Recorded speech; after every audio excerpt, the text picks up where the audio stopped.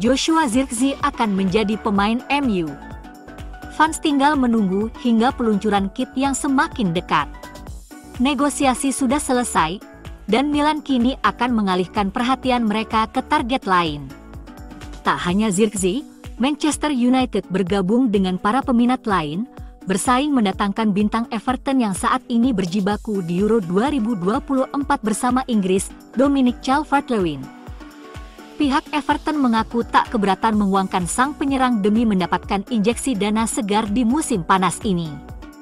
Tak hanya Zirkzee, Manchester United bergabung dengan para peminat lain, bersaing mendatangkan bintang Everton yang saat ini berjibaku di Euro 2024 bersama Inggris, Dominic Calvert-Lewin.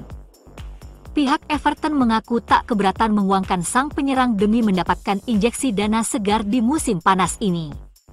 Menurut Sky Sports, Man United favorit mendapatkan dua pemain tersebut di jendela jual beli pemain kali ini.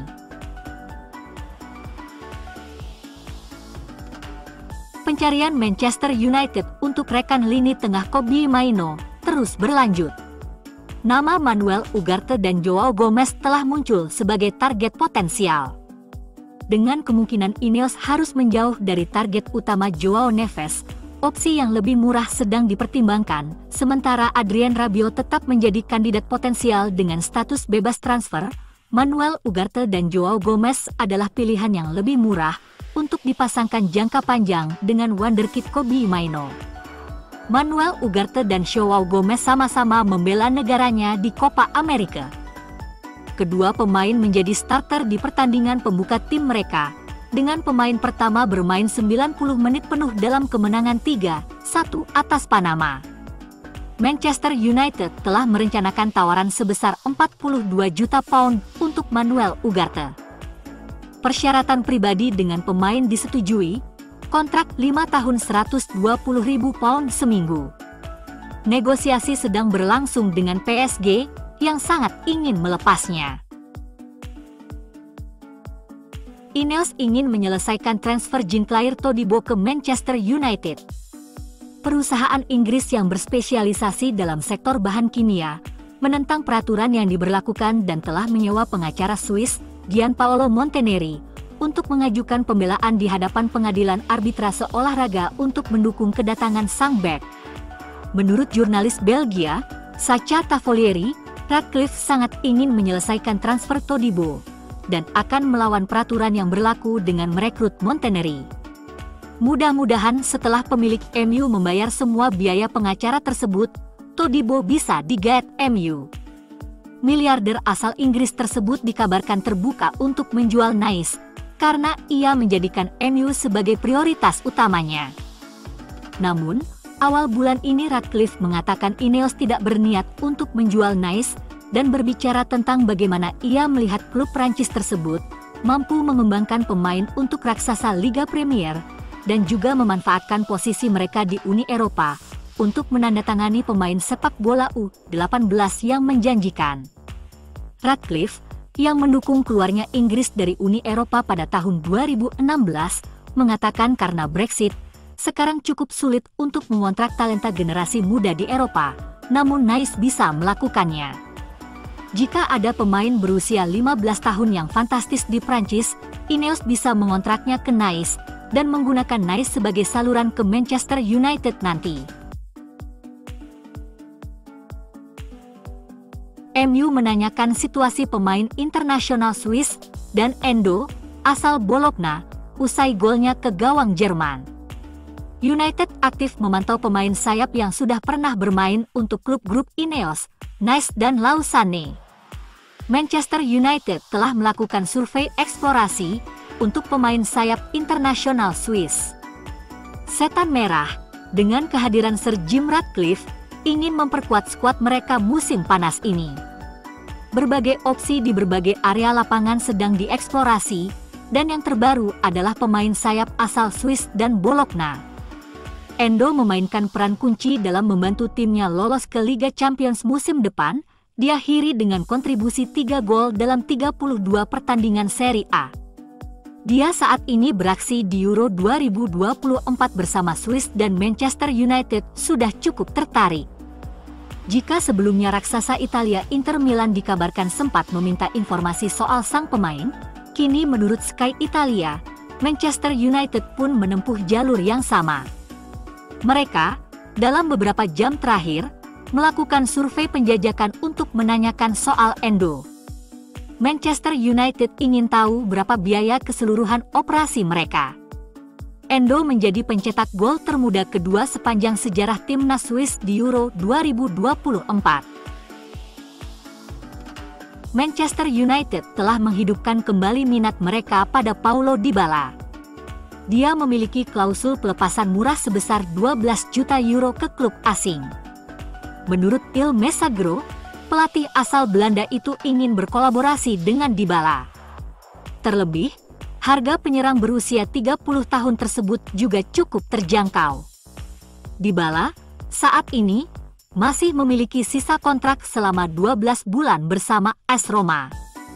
Namun, dalam kontraknya, terdapat klausul pelepasan senilai 12 juta euro yang tentunya membuka pintu bagi klub lain untuk mengaktifkan klausul pelepasan kontraknya.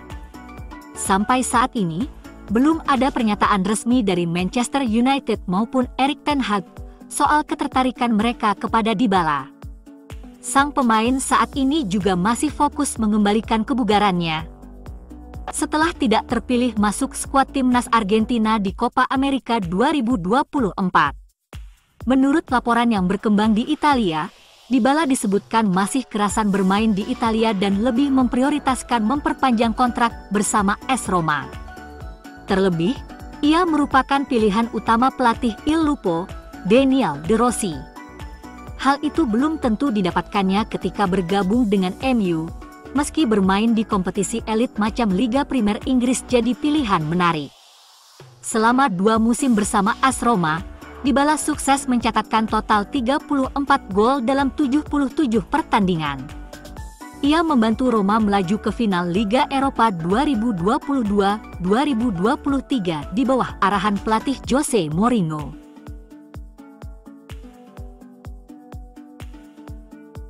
Ada pertanyaan mengenai Zirkzee dan Ugarte. Apakah sebuah penawaran telah dibuat? Cukup banyak yang sedikit tidak sadar sehubungan dengan hal di bawah ini. Tawaran formal sebenarnya tidak ada dalam sepak bola. Tawaran formal atau tawaran yang bona fide bersifat mengikat. Itu bisa diterima, setelah itu ada kesepakatan. Karena transfer pemain harus dilakukan melalui perjanjian tertulis, ini berarti bahwa penawaran mengikat secara formal hanya dapat dilakukan dengan penyerahan perjanjian transfer yang ditandatangani hanya oleh klub penjual. Anda tidak boleh mengajukan proposal kesepakatan sebelum ada kesepakatan pada prinsipnya. Pemeriksaan medis kapan dilakukan, dan lain sebagainya. Jadi apakah salah jika mengatakan bahwa penawaran telah dilakukan di awal suatu proses? Tidak, karena pada kenyataannya, Departemen Keuangan atau Direktur Teknis biasanya melakukan negosiasi dalam jangka waktu yang cukup lama. Namun ini bukanlah penawaran formal. Jika kita ingin memberi label hukum padanya, itu akan menjadi penawaran indikatif, alias penawaran tidak mengikat atau penawaran tentatif, atau sejenisnya atau bahkan ketiganya. Namun pada kenyataannya, hal tersebut hanya berupa email, misalnya berisi saya telah berbicara dengan Dewan Direksi, kami siap menawarkan 35 juta euro. Dapatkah kami menemukan titik temu mengenai jumlah tersebut? Jika Anda ingin memiliki kredibilitas, angka-angka yang dilontarkan adalah asli. Tapi klub manapun bisa saja menarik diri, itu terjadi. Dan Anda juga bisa meminta perantara alias pihak ketiga, misalkan agen pemain, untuk bertukar nomor. Yaitu seseorang yang bahkan tidak mewakili MU mengatakan, jika kami MU menawarkan 35 juta, apakah Anda akan menerimanya? Dengan demikian, Anda dapat bertanggung jawab atas kerugian yang disebabkan selama negosiasi. Tidak ada pemain yang dapat ditransfer tanpa persetujuan tertulis, namun dalam kasus yang jarang terjadi, jika sebuah tim tidak jujur maka dapat dituntut ganti rugi. Oleh karena itu, semua pembicaraan tentang apakah penawaran resmi telah disetujui atau persyaratan sebenarnya telah disetujui, tidak boleh dianggap serius. Tawaran yang dibuat tanpa tawaran formal bisa berarti bahwa sebuah tim sangat serius atau hanya cek ombak, bermain-main dengan angka.